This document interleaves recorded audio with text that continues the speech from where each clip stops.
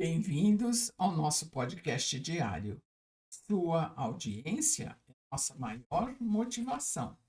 Maria, sob os convites de Jesus, nos leva a que nos detenhamos a conversar sobre a doação de órgãos, uma vez que é um tema em que muitos são contrários e alegam em favor dessa contrariedade itens como na ressurreição, no dia do juízo, haverá o retorno à vida.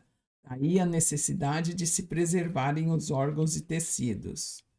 Ainda, aos que temem a manipulação criminosa, os que permanecem em contínua dúvida continuam a alegar que não admitem doar o que é seu ou de receber implantado o que seja de outra pessoa.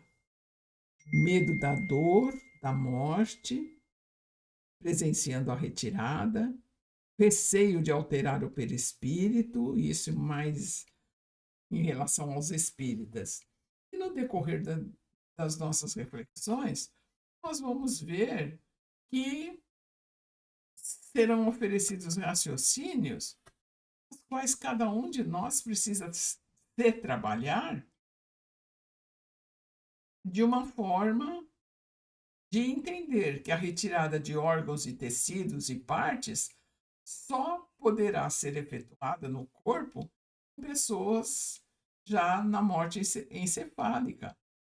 Isto é, isto é, aquela em que já não há mais circulação nenhuma no cérebro, os neurônios todos já estão rompidos, não há mais qualquer transmissão de impulso entre os neurônios e as células. Há uma parada irreversível em mais ou menos 48 horas, e todos os demais órgãos, então, nesse prazo, deixam de funcionar. Portanto, deve-se deixar claro que, mesmo que uma pessoa tenha batimentos cardíacos, ou seus pulmões ou rins funcionando, no estágio atual da medicina, ela pode estar sendo mantida por aparelhos, mas não poderá haver recuperação para o qual já aconteceu a morte encefálica.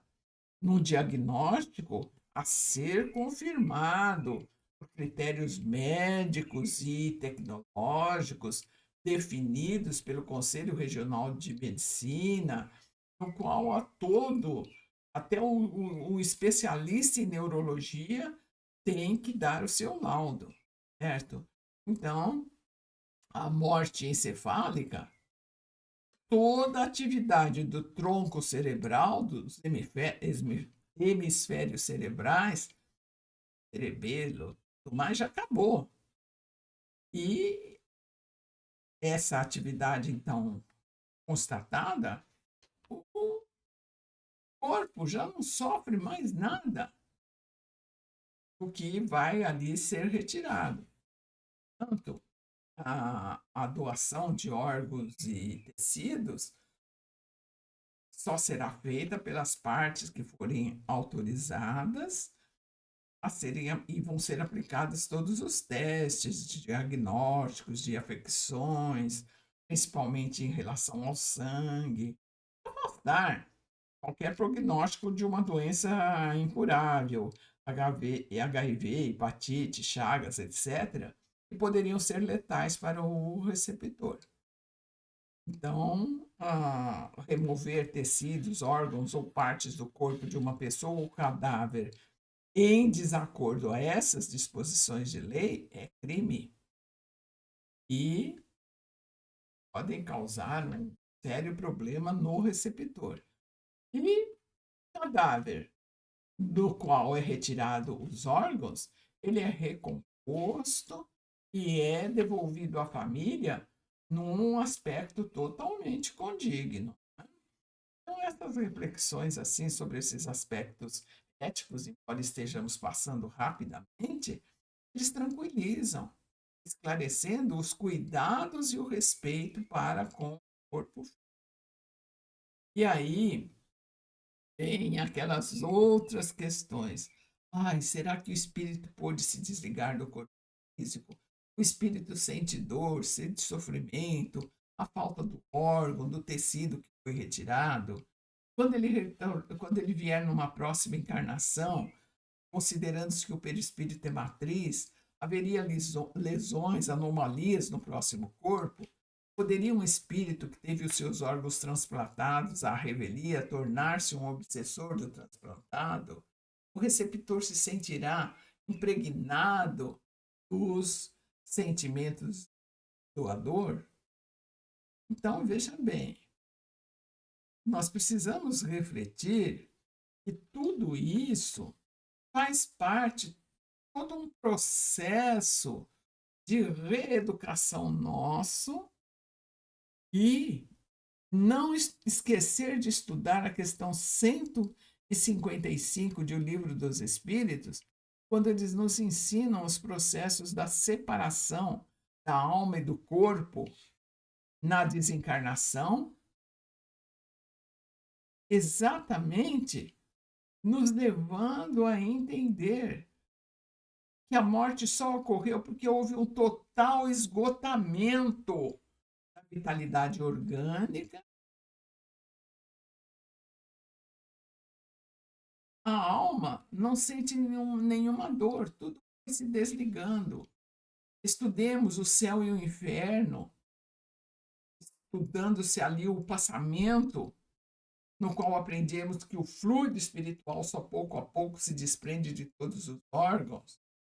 Estudemos Vozes da Outra Margem, no seu capítulo 3, quando há o relato do primeiro transplante, a primeira doação de um coração de um rapaz que morre em acidente e que a irmã doa o seu coração sem que ele soubesse.